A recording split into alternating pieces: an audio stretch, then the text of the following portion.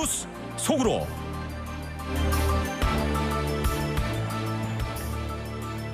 미국과 러시아의 이 수감자 맛 교환이 어제 전격적으로 이루어졌습니다. 지난해 3월 간첩 혐의로 구금됐던 이반 게르시코비치 월스트리트저널 기자도 포함이 됐는데 냉전 이후 최대 규모인 24명이 서로 석방이 되었습니다.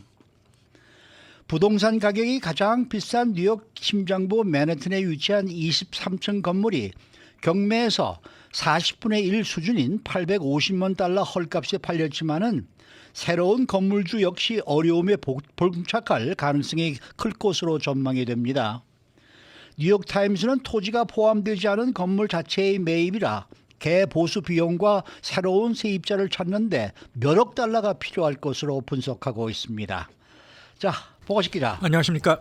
미국을 포함한 서방 국가와 러시아의 이른바 수감자 맛 교환이 어제 전격적으로 성사가 됐네요. 예상보다 빨리 이뤄진 것 같습니다. 이 중에는 지난해 3월 러시아에서 간첩 혐의로 체포됐던 에반 게르시코비치 월스트리트저널 경제부 기자도 포함돼서 석방이 됐습니다. 이번에 풀려난 수감자들 모두 24명, 냉전 이후의 최대 규모로 보입니다. 백악관은 러시아 감옥에 있던 16명이 풀려났다고 어제 발표를 했는데요.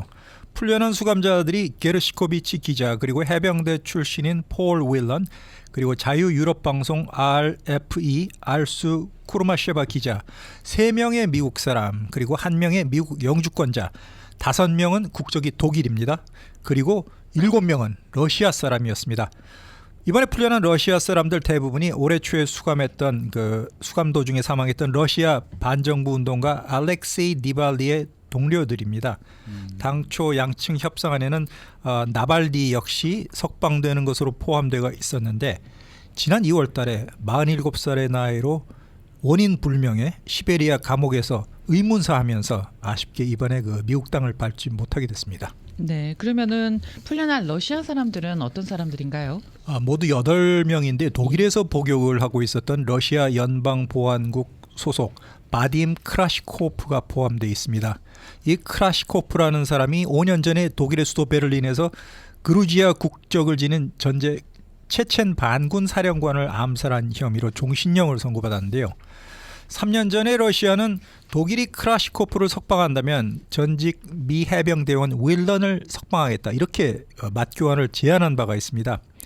윌런은 2018년에 러시아에서 간첩 혐의를 받고 붙잡혀서 16년형을 선고받고 복역 중이었는데 독일 측에서는 살인죄로 종신형을 선고받은 크라시코프를 풀어주기에는 서로 맞지 않는 조건이다, 이렇게 판단해서 당시에는 거부한 바 있습니다. 네. 그런데 이런 교착 상황에서 어떻게 이렇게 맛 교환이 성사가 될 수 있었죠? 독일은 그동안의 내부 반발을 우려해서 계속 확답을 미루고 있었는데 그렇게 망설이는 사이에 미국이 나섰습니다. 지난해 11월 유럽에서 복역 중이던 러시아 군사요원 4명을 교환 대상으로 지목을 했는데요. 그러니까 러시아 측에서도 지난해 체포된 게르시코비치 기자 그리고 크라시코프를 서로 맞바꾸자, 이렇게 다시 제안을 했던 것입니다. 미국이 그래서 계속 확답을 미루고 있는 독일을 설득하기 위해서 야당 당수인 러시아의 나발리를 수감자 맞교환 대상으로 지목하자, 이렇게 제안을 했는데 이에 대해서는 푸틴 대통령도 아주 긍정적인 입장을 전달한 바가 있습니다. 그래서 지난 2월 달에 독일의 울라프 숄츠 총리가 워싱턴 DC에서 조 바이든 대통령과 만났는데요. 회담을 갖고 크라시코프를 나발리 그리고 게르시코비치 기자와 교환하는 방안에 대해서 합의를 이루었습니다. 그런데 협상이 한창 진정되고 있던 지난 2월에 아까도 말씀드렸다시피 야당 당수인 나발리가 시베리아 엄혹한 감옥에서 원인 불명의 병명으로 사망했다, 이런 소식이 전해졌던 바가 있습니다. 그래서 이 협상이 무산될 위기에 빠졌는데 이를 되살린 것이 게르시코비치 기자의 어머니 엘라 여사였습니다. 엘라 여사의 간곡한 부탁에 감동한 조 바이든 대통령이 독일의 숄츠 총리에게 편지를 보냈고 협상이 그래서 이번에 다시 타결이 되게 된 겁니다. 네. 자, 그러면은요, 게르시코포비치 기자를 포함해서 16명이 러시아에서 풀려났잖아요. 그리고 서방에 붙잡혀 있었던 8명이 이제 석방이 됐는데 숫자로 따져보면은 미국의 2배 이득을 본 건가요? 단순 계산으로는 맞는 말씀인데 아까도 말씀드렸다시피 16명 가운데 미국 국적자는 3명밖에 되지 않습니다. 그리고 나발니의 러시아 동료가 7명이기 때문에 사실 그 숫자상 비교가 어떨지 모르겠는데 크라시코프의 경우에는 블라디미르 푸틴 러시아 대통령이 직접 풀어달라 이렇게 교환을 추진해왔던 그런 인물입니다. 네. 아주 거물 테러리스트였는데 그렇기 때문에 이 같은 맛교환을 두고 숫자상으로는 비록 미국이 유리하지 않냐 이렇게 판단하실 수도 있겠지만 사실상 러시아가 인질 외교를 통해서 승리했다 이런 비판도 나오고 있는 현실입니다. 수감자 교환 협상에는 미국과 독일, 러시아 세 개 나라뿐만 아니라 튀르키예, 폴란드, 슬로베니아, 노르웨이, 벨라루스 등 유럽 여러 나라도 같이 참여를 했는데 바이든 대통령이 어저께 백악관에서 연설을 했습니다. 이번 석방의 의미는 외교와 우정의 개가다. 동맹들의 도움 없이 불가능했고 특히 독일의 숄츠 총리에게 감사드린다. 그리고 기자들이 바이든 대통령이 푸틴 대통령과 직접 전화를 했는지 여부에 대해서 질문을 하자 푸틴과 직접 접촉할 필요는 없는 그런 일이었다. 이렇게 선을 그었습니다. 네. 어쨌든 뭐 어제 석방된 사람들 중에서 가장 주목을 끈 인물은 바로 기자 아닙니까? 이 월스트리트저널의 게리스코비치 기자 아닙니까? 네, 그 러시아계 미국 기자, 경제지 월스트리트 저널의 그 아주 잘 알려진 기자이기 때문에 상당히 그 이름이 알려졌는데 지난해 3월달에 취재를 목적으로 예카테린부르크에 방문을 했습니다. 그런데 이곳에서 러시아 연방 보안국이 갑자기 영장 없이 체포를 했죠. 러시아 검찰은 이 기자가 미국 중앙정보국 CIA의 지시를 받고 러시아 군수업체 비밀 정보를 수집했다 이렇게 주장을 해왔습니다. 그런데 게르시코비치 본인은 결백을 계속 줄기차게 주장했음에도 불구하고 러시아 법원이 지난달에 징역 16년형 아주 그 중형을 선고한 바가 있습니다.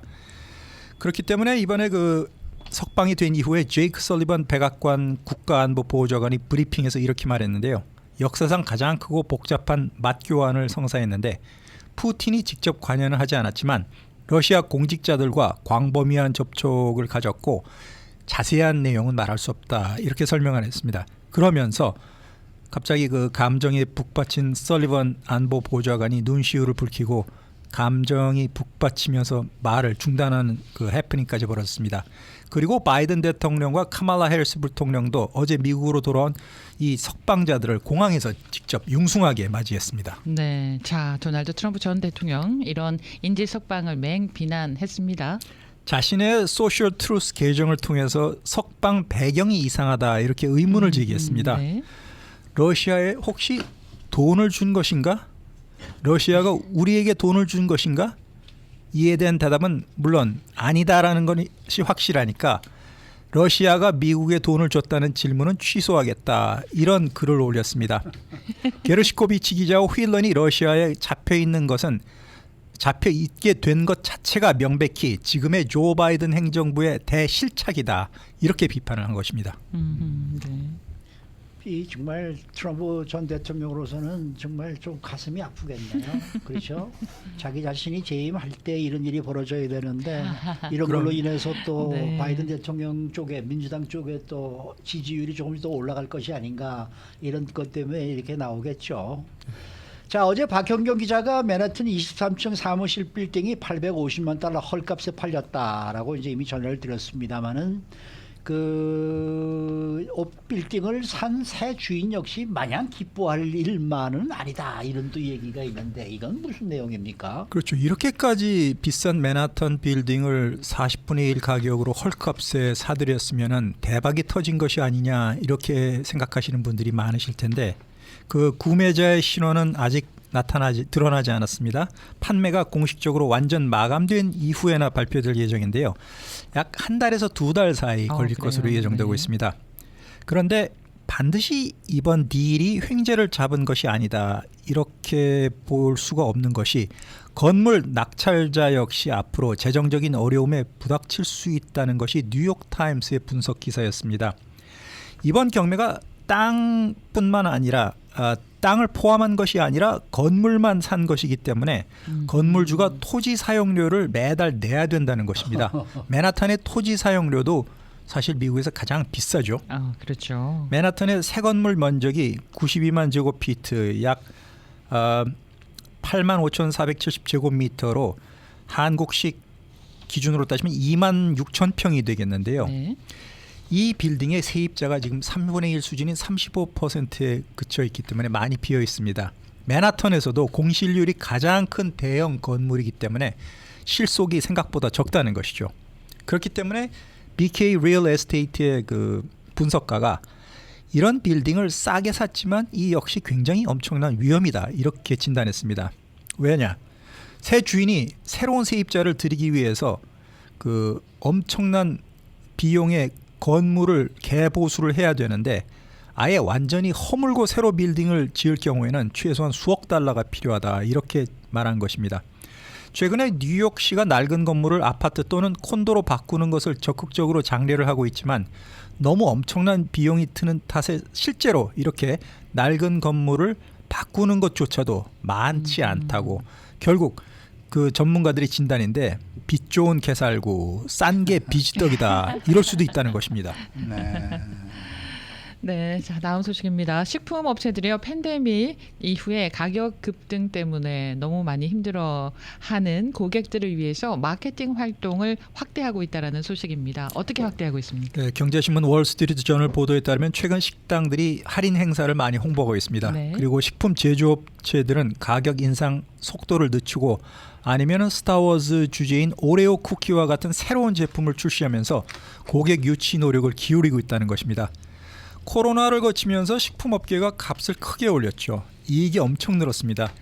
시가총액 기준으로 프랜차이즈 식당 상위 10곳이 지난 회계연도 이익이 2019년 수준과 비슷하거나 더 많았는데 대형 식품업체로 잘 알려진 허쉬, 몬델레즈 인터내셔널 같은 경우에는 이 기간 동안의 순이익이 각각 62%, 28%나 급증을 했고 제너럴 밀스, 크래프트 하인즈와 같은 경우에도 50% 가까이 늘어났습니다. 그렇기 때문에 상무부 자료에 따르면 식품업체들이 지난해 분기별 이익 최고의 이익을 냈는데 코로나가 끝나자 이제 상황이 바뀌었죠. 기업들이 엄청난 가격 결정권을 누리던 시기가 완전히 끝나가고 있습니다.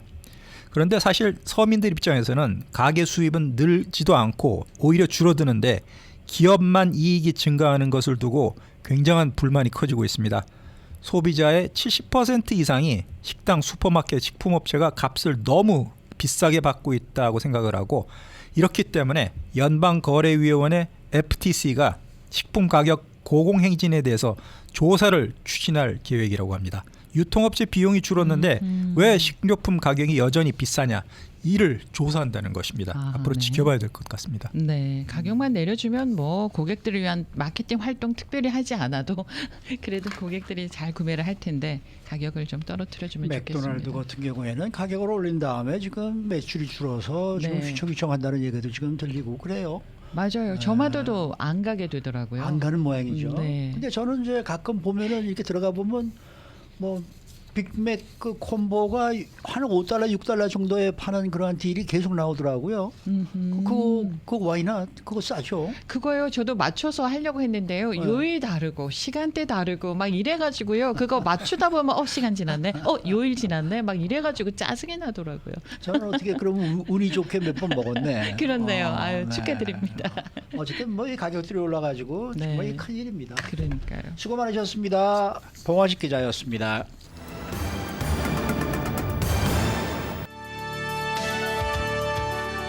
이슈 투데이. 네, 오늘은 문화평론가 문순영 씨와 함께하는 날입니다. 어서 오십시오. 안녕하세요. 화이팅!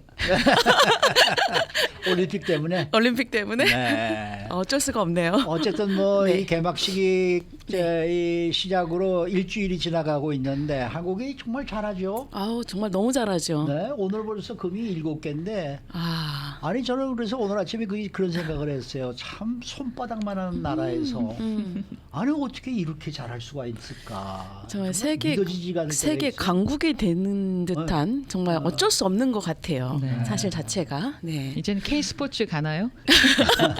이제 그 K가 너무 많이 붙으니까 좀 거부감이 있을 수도 있지만 어쨌거나. 네.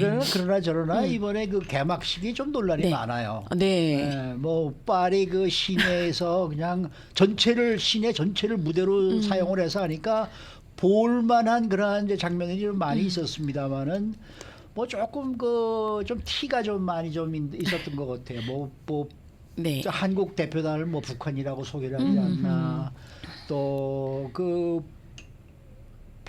뭡니까 그 최후의 만찬을 네네. 패러디한 공연 같은 거는 전 세계에서도 지금 좀 논란이 많이 됐죠. 논란이 되고 있지 않습니까? 네네네. 이거 어떻게 보세요? 일단은 아까 말씀하신 대로 진짜 그 파리의 그 올림픽에 전 도시 전체를 파리가 그야말로 세계적인 문화 유적지 아닙니까? 네, 살아있는 맞아요. 문화의 네. 또 공간이기도 한데 너무 기획을 잘했다라는 부분에서 기대감이 엄청 높았었거든요. 네. 근데 반면에 뚜껑을 열어보니까 이제 실수투성인 거죠. 아까 말씀하신 대로 한국을 이제 북한으로 공식 호명을 했다라는 거는 이거는 진짜 씻기 어려운 아주 큰 실수거든요. 있을 수 없는 있을 수 실수죠. 없는 일이죠. 뭐 예를 들어서 이건 정말 말이 안 되는 일이기 때문에 이제 그거에 대한 논란의 여지가 없고 또 공식 사과를 했기 때문에 근데 공식 사과뿐만이 아니라 실제로 IOC 위원회에서도 이런 거에 대해서는 큰 징계를 좀 내려야 되지 않나. 뭐 네. 예를 들어서 프랑스 파리에는 앞으로 100년 동안 올림픽을 하지 못하도록 한다라든지 주최를 못하도록 한다라든지 뭐 이제 이런 생각이 들 정도로 사실은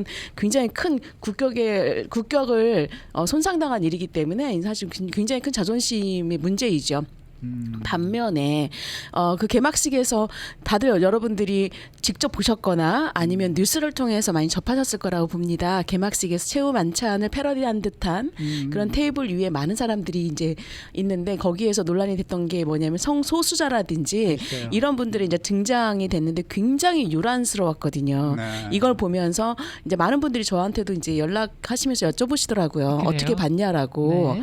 근데 이렇게 생각을 해요. 사실은 그 문화의 다양성이라든지 성소수자들의 권익을 보호하고 표현의 자유라는 면에 저는 되게 바람직하고 좋았다고 생각을 해요. 하지만 항상 문화적인 표현에는 그 경계 아주 미묘한 경계가 존재하거든요. 네. 사람들은 파격적인 거를 좋아하고 창의적인 거를 좋아하고 앞서 나가는 거를 좋아하는 반면에 그렇기 때문에 날 것이라든지 약간 격한 것이라든지 아니면은 세련되지 못해 정제되지 않은 것들에 대해서 그 비율이를 발견하는 게 사실은 인간의 미의 역사 과정이거든요.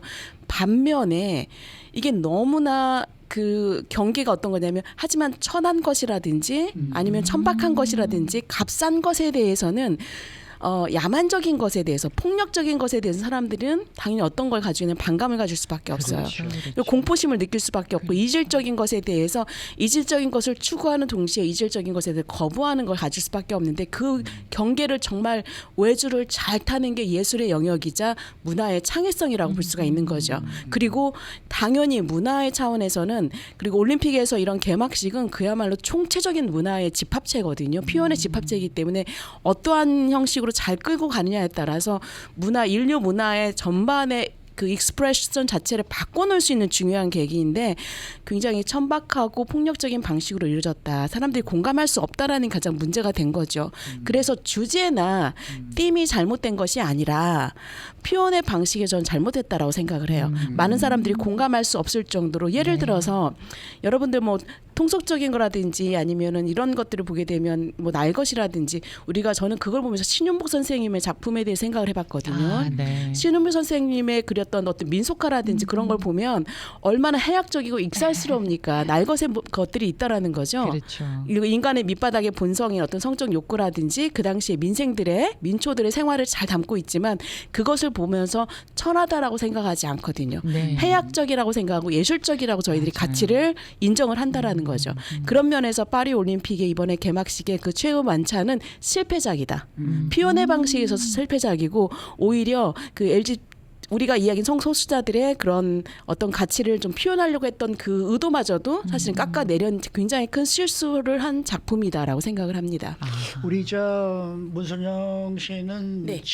상당히 진보주의자로 제가 알고 있는데 이렇게 말씀을 하시는 거 보면 이거는 네. 좀 투머치였어요. 저는 이제 앞서 나가려고 하는 건데 그렇죠. 표현 방식에 있어서 정말로 세련되지 맞아요. 못했다. 그게 문화적인 감수성의 차이에서 작품이냐 외설이냐 아니면 고급스러운 거냐 천박한 것이냐 소재 자체가 문제가 아니라 그거를 구분하는 경계가 반드시 존재를 하는데 지능적이지 못하고 세련되지 못한 사실은 잘못된 실패였다라 보는 거죠. 어쨌든 그 개막식이 4시간이 넘게 네. 파리 전역을 돌아다니면서 하는데 어떠셨어요? 전체적으로 저는 조금 좀 지루했습니다. 아무래도 지루하죠. 네. 왜냐하면 선수들 입장이라는 게 네. 우리나라 선수들이 나왔을 때는 좋은 거지만 네. 그 많은 100여 개 넘는 그 국가 선수들을 지켜본다라는 거는 엄청난 인내심을 발휘하는 거거든요. 그리고 성화봉송도 뭐가 그렇게 긴지 말이죠. 배를 타고 다니면서. 그래서 인간 뭐 자기네들은 그 파리를 전부 다 한번 보여주고 싶은 뭐 그러한 이제 생각이 있었겠지만은 이건 좀 너무했다라는 생각이 그러니까 참 좀 들었고. 좋은 재료를 가지고 음식을 잘못 만들었다라는 게 진수성 찬의 진미를 재료를 다 진상품들을 걷어들여서 정말 진수성 찬을 차렸어야 되는데 가서 보니까 먹을 만한 게 없고 맞아요. 다들 양념이 하나씩 빠지거나 너무 과해서 이 잔치상은 정말 먹을 게 없구나라는 생각을 근데 했던 맨 그랬던 것 마지막에 같아요. 셀린 디온의 노래는 네, 그건 감동적이었죠. 일품이었어요. 네. 저는 많이 울었습니다. 그거 보면서. 그러셨을 것 같아요. 얼마나 눈물이 나는지 말이죠. 그래서 여러 언론들이 네. 망친 개막식을 셀린 디온이 살려냈다. 이렇게 이제 많이 보도를 했는데 네. 저는 프랑스는 문화가 아주 깊은 전통이 깊은 그런 나라잖아요. 근데 개막식을 보면서 프랑스다운 게 하나도 안 느껴진다. 과연 그 개막식 안에서 프랑스다운 게 뭐지 이런 네. 느낌이 들었어요. 그리고 뭐 그 명품 가방 막 나오고 그 옷 만들고 막 이렇게 하는 장면 막 이렇게 나오고 그러니까 천박하다라는 느낌이 드는 맞습니다. 거예요. 네. 캉캉을 추는 사람들도 정말 제대로 캉캉의 맛을 못 보여주는 맞아요. 캉캉이었어요. 네, 각도 하나도 그러니까 안 정말 맞았어요. 고급스러운 재료를 가져다가 싸구려를 네. 차려 놓은 거죠. 그래서 맞아요. 이번에 그 준비 팀에서는 조직위원회 준비 측에서는 사실은 굉장히 많은 질타를 받을 만하다. 그리고 우리들의 기대치라는 게 있지 않습니까? 네. 프랑스 파리에서 문화 올림픽, 그야말로 체육 올림픽을 한다라고 했을 때는 가장 큰 엑스포 중에 엑스포거든요. 정말 정말 응축된 모든 예술적인 거, 스포츠적인 거, 문화적인 산업의 모든 면들이 정말로 잘 반영됐었어야 되는데 안타깝다라는 거죠. 우리나라의 왜 올림픽 때 88 올림픽에 지금 도자되고 있는 게 굴렁쇠를 돌리는 네. 소년이잖아요. 멋있는 얼마나 장면이었죠. 많은 상징과 그 소박한 정말 날것의 모습에 있어서도 꾸미지 않은 모습에 있어서 굉장히 고급스러운 어떤 예술적인 미와 이미지와 의미가 들어갔다라는 게 그게 바로 상징적인 예술로 승화시킨 굉장히 고급진 예술 작품인 거거든요. 반면에 이제 프랑스 파리에서 이렇게 망쳐놨으니 LA 올림픽이 이제 어떻게 될지 웬만하면 아마 잘한다는 평을 받을 듯 싶어요. 프랑스와 비교가 반대 돼가지고. 급부적으로. 네. 그래서 저는 그 개막식을 보면서 예전의 프랑스가 아니구나. 현재의 프랑스의 모습을 너무나 적나라하게 보여주는구나라는 느낌이 혼란스럽고 있었습니다. 그런 모습들이었죠. 네, 고급스럽지 않은. 네. 자, 그런데요. 올림픽 때만 네. 되면 애국심이 넘쳐나잖아요. 막 열광하잖아요. 이런 좋은 이벤트를 좋은 방향으로 좀 이끌어갈 수 있었으면 좋겠다라는 생각이 들거든요. 네. 아니 제가 잠깐만 거기 네. 얘기할게요. 예. 애국심 얘기를 좀 할게요. 예. 네. 우리는 저한테 그런 얘기를 하시더라고. 아니 이 NBC는 도대체 어떻게 된 게 왜 한국 사람은 하나도 안 보여줍니까? 한국 선수들이 싸우는 건 왜 안 보여주는 거예요? 그래서 아니 선생님 한국에 가서 미국 선수들 싸우는 거 보여줍니까? 그래도 그렇지 이게 한국이 지금 어떤 나라인데 이 미국에서 이럴 수가 있습니까? 네. 야, 그게 이게 바로 애국심이죠. 뭐. 그렇죠, 말씀하시는. 그렇죠. 네, 예를 들어서 저도 사실은 아침에 오자마자 인사가 화이팅이었지 않습니까? 그러니까 이제 저도 그 국가적인 어떤 차원의 그런 이벤트들이 있거나 특히나 이제 해외에 나가서 이제 뛰어대는 그런 모습들을 보면 우리가 이제 흔히 시쳇말로 속된 표현으로 요즘 국뽕이라고 부르더라고요. 네, 맞습니다. 이제 어깨가 올라가게 되고 이제 이런 게 있는데 저도 당연히 그렇고 근데 사실 문화 산업적인 차원에서 그리고 이데올로기 차원에서 바라보게 되면 3S라는 정책들이 굉장히 비판받았던 정책이에요. 네. 3S가 이제 섹스라든지 스포츠라든지 스크린을 이야기하는 거거든요. 그야말로 그 국민들이 어떤 정치적인 사회적인 불안을 잠재우기 위해서 욕망이 분출하는 거를 억제하기 위해서 그 관심을 다른 쪽으로 분출시키는 게 바로 이제 이 섹스 산업, 스포츠 산업, 그리고 스크린 영화 산업이 이제 대표적인데 그야말로 이제 문화 예술 산업이 모두가 여기 다 들어가는 거죠. 근데 이 특히나 그 중에서 스포츠는 굉장히 독특한 분야인 것 같아요. 뭐냐면 스포츠는 개인의 어떠한 경쟁이라든지 표현이라든지 이런 것뿐만이 아니라 개인 역량을 이제 뽐내는 그런 것뿐만이 아니라 협동이라는 위기 상황에 대처해서 같이 발휘할 수 있는 협동이라는 인류가 가지고 있는 가장 보편적인 정서를 또 가지고 있는 게 사실은 그 스포츠라는 거죠. 예를 들어서 스크린이나 섹스에서는 협동할 수 있는 그런 분야가 협동해서 경쟁할 만한 것들이 없지 않습니까? 근데 스포츠는 굉장히 독특한 영역이에요. 그렇기 때문에 스포츠가 어떻게 보면 전쟁을 대체할 수 있는 국가 간의 경쟁을 하는 가장 정당하고 신사적인 방법인 거죠. 1000배, 100배, 1000배 나은 게 바로 스포츠라는 거죠. 아하. 전쟁을 벌여가지고 국가 간의 우리 민족의 우월성이라든지 아니면은 뭐 인종 차별이라든지 이런 문제들이 얼마나 많습니까?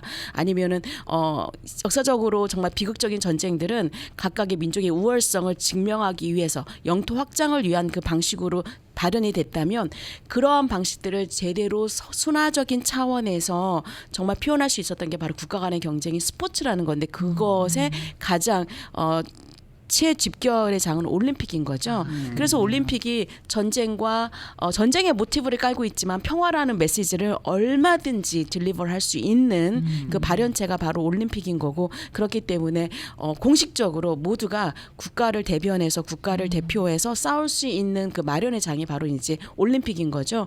저는 올림픽이라든지 전 세계적인 국가의 차원 경쟁의 차원에서 이 경기 스포츠를 보면서 응원하면서 민족들을 응원하는 거 그리고 애국심이 늘어나는 거는 저는 굉장히 건강한 거라고 생각을 해요. 이제 다만 이게 너무 지나치게 다른 민족을 비하하거나 아니면은 아주 불공정한 어떤 판정이라든지 아니면 거기로 일어나는 부작용들 이런 것들이 나타나지 않도록 조심해야 되는데 이제 그렇기 때문에 우리가 뭐 질서라든지 법이라든지 이런 게 판정에 관련된 법규가 존재하지 않습니까?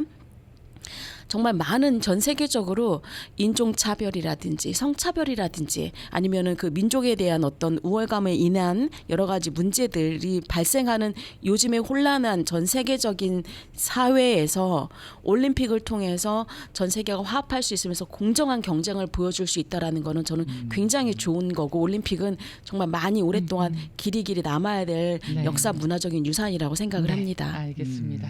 네. 아 이거 정말 옳으신 말씀이에요. 옳으신 말씀인데 이제 이번에는 뭐 러시아나 벨라루스나 몇 나라가 지금 이 뭐 우크라이나의 사태로 인해서 지금 나오지 못하고 하지 않았습니까? 네. 그런 사람들을 참가하지 못하게 하는 거는 어떻게 생각하세요? 사실은 이제 조직위원회 IOC 같은 경우가 나름대로의 어떤 그 규정들을 가지고 있는데 사실 역사적으로 그럼에도 불구하고 참가시켰던 곳이 있었고 그런 경험이 있었고 참가하지 못하게 한 그런 경험이 있는데 아무래도 뭔가 힘을 좀 발휘할 수 있는 그러니까 이제 선택이라고 생각을 해요. 그 당시에 이제 어떻게 선택을 하느냐인데 저는 양쪽 다 사실 다 타당하다고 생각을 하거든요. 다 의미가 있고 다 나름대로의 명분이 있기 때문에 참가하지 못하게 하거나 참가시키거나 이거는 사실은 선택의 문제일 뿐이다라고 생각을 합니다. 네. 네. 오늘 말씀 잘 들었습니다. 네, 감사합니다. 네, 문화평론가 문선영 씨 함께했습니다.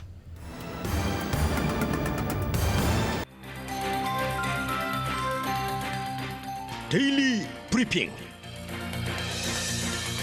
네, 매주 금요일 아침 데일리 브리핑에서는 저희 주말 방송 위클리 매거진을 진행하시는 문대원 박사와 함께합니다. 문 박사님 안녕하십니까?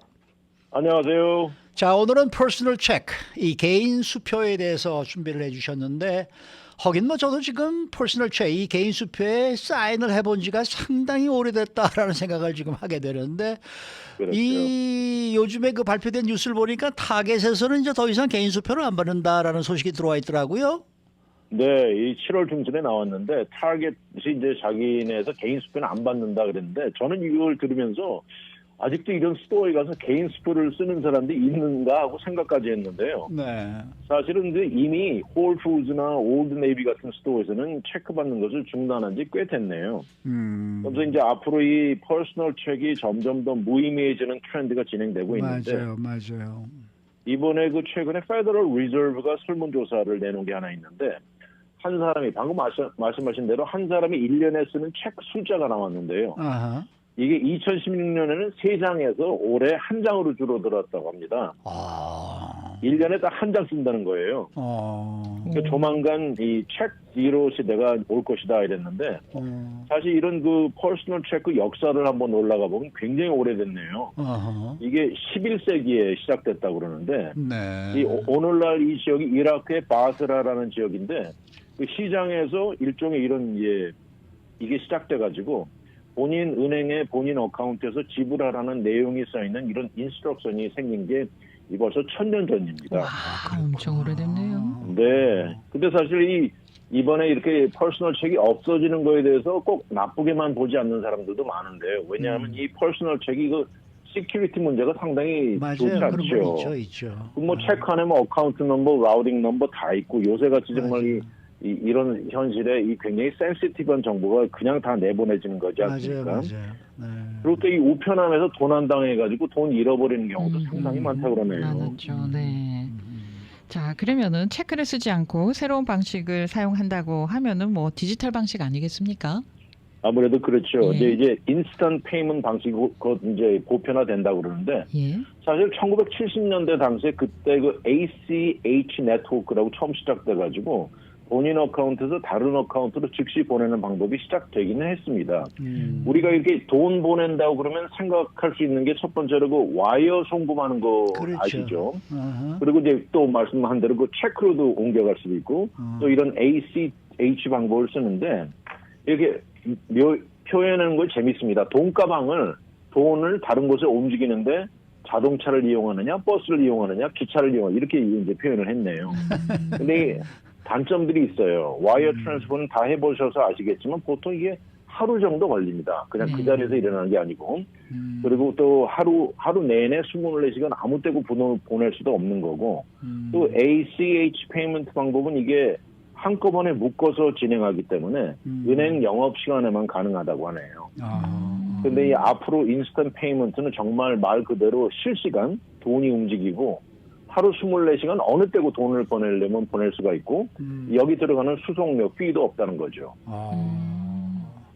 근데 뭐 사실 그렇지 않습니까? 우리가 세금을 낸다든지 무슨 공과금을 낸다든지 요즘 체크를 써서 보내지 않고 거의가 다 지금 와이어로 보내게 디지털 방식으로 지금 보내게 되는데 네. 미국 연방 정부 차원에서 벌써 이렇게 좀 앞장서서 이런 걸 실용화시키고 있었던 것 같은 느낌이 들어요. 그렇습니다. 바로 작년 7월 20일에 연방정부가 이 줄여서 FedNow라는 플랫폼을 런칭했어요.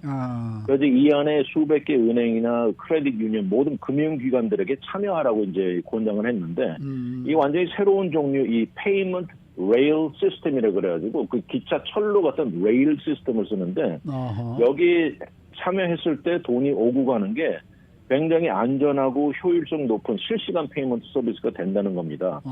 이 연방정부에서 내는 것이 이것이고 또 두 번째는 민간 시스템에서 내는 것도 있어요. 이것은 이름이 Real Time Payment라고 그래가지고 RTP라고 부르는데 이게 이제 대형 은행들이 소유한 회사인데 이것도 2011년 런칭됐어요. 근데 이제 볼륨이 아직 높지 않아가지고 좀 연방정부 차원에서는 그들이 내놓은 FedNow나 RTP 양쪽을 사용하라고 권장하고 있는데 이거 정말 보편화가 되면 굉장한 거죠. 하루 24시간, 1년 365일 어느 때고 돈을 움직일 수 있는 겁니다. 그런데 이런 그 디지털 방식으로 돈을 지불하고 받고 이러는 시스템이요. 미국이 굉장히 늦은 편이지 않습니까? 늦은 편이네요. 네. 2023년 나와 있는 거 보니까 글로벌 랭킹에서 미국이 11위에 올라 있어요. 아이고 그래도 11위나 되네요. 그러게요. 인스턴트 페이먼트 트랜스퍼 비율이 전체 페이먼트 중에 오직 1.5%, 35억 트랜잭션이라 그러는데 이건 다른 나라에 비하면 택도 없는 겁니다. 이런 면에서 이미 브라질이나 중국, 인도, 한국, 타일랜드는 미국보다 훨씬 앞장서 있어요. 그럼요. 또 이것도 유럽 수준에 따라가려면 아직 멀었다고 하면서 이제 따라가려고 하고 있는데 이제 아직 걸음마 수준이다 이렇게 말하고 있네요. 저희가 제일로 페이를 많이 하는데 제일로 한 것도 몇 년 안 됐어요. 맞습니다. 예. 네. 한국에서는 뭐 벌써 오래전부터 영화나 드라마 이런 거 보면은 만약에 백화점에서 이제 그 크레딧 카드를 결제를 하면은요. 바로 뜨더라고요, 핸드폰에. 근데 우리는 그렇습니다. 아직도 그 시스템이 잘 안 되거든요. 이메일로는 근데 오는데. 그렇게 한국처럼 빨리 가는 것도 문제예요. 이번에 터지는 거 보세요. 아, 네네. 요새 뭐 터지는 거 보면 이거 다 엄청나게 디지털로 터지죠. 된 네. 무슨 이게 돈 네. 트랜스퍼하고 그런 거 아닙니까? 네네. 네. 네, 맞아요. 그런데 이렇게 인스턴트 페이먼트 방식이 뭐 편리하고 빠르고 좋긴 합니다만은 단점도 많이 있을 거 아니겠습니까? 맞습니다. 방금 말씀하신 대로 그런 위험성도 있고요. 또 이런 게 다 이제 셀폰이나 컴퓨터 이런 걸로 이루어지기 때문에 네. 이런 것이 없는 사람이라거나 아니면 나이 드신 분들 이런 테크놀로지에 익숙하지 않으신 분들은 사용이 어렵죠. 그럴 그렇죠. 거예요. 그리고 또 이제 방금 말씀하신 대로 그 트랜잭션이 한 번 이루어지고 나면 다시는 물릴 수 없다는 거예요. 맞아요.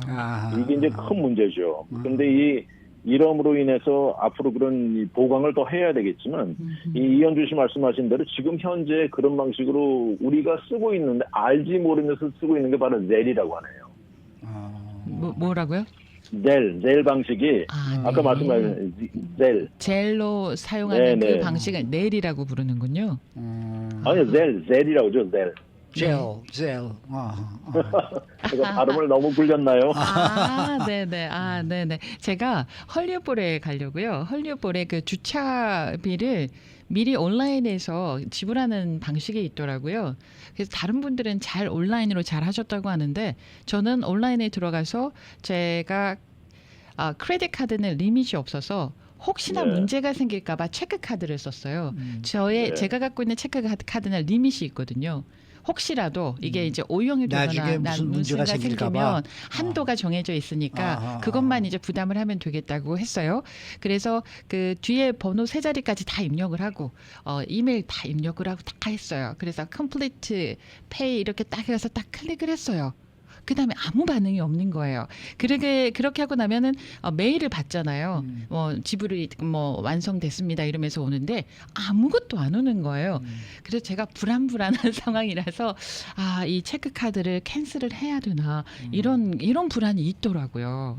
네, 확인이 안 그렇습니다. 되니까. 그럼 저의 주소니 뭐 이런 거가 거기 온라인으로 다 들어갔을 거 아니에요. 영상 다 들어가죠. 그러니까 다 이게 들어가죠. 사기에 이용될 수도 있겠다 이런 생각이 들어서 조금은 무서웠습니다.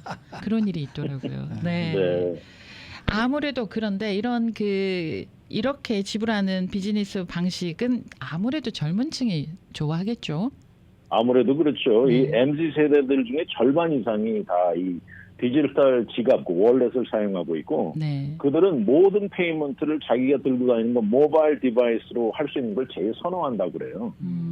아무래도 이제 이 모든 것 좋지만 일반 소비자들은 이 편리함, 빠르고 편리함, 또 사용하는 게 쉬워야 된다는 것 아주 중요하다고 중점이라고 얘기를 하고 있네요. 네. 정말 이렇게 퍼스널 체크는 이제 거의 다 사라져 가는 것 같네요. 맞아요.